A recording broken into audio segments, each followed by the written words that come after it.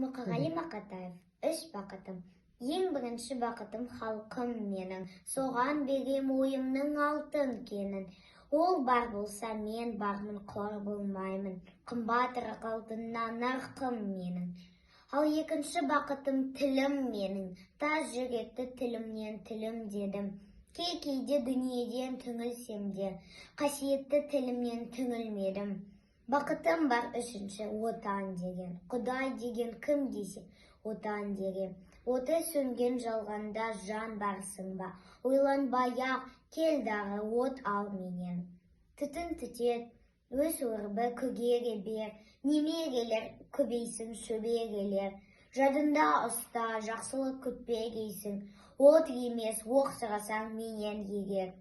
Үш бірдей бақытым бар алақанда, мені мұндай бақытты жаратар ма? Үш күн нұрын төгеді аспанымнан, Атырау, Алтай, Арқа, Алатауға.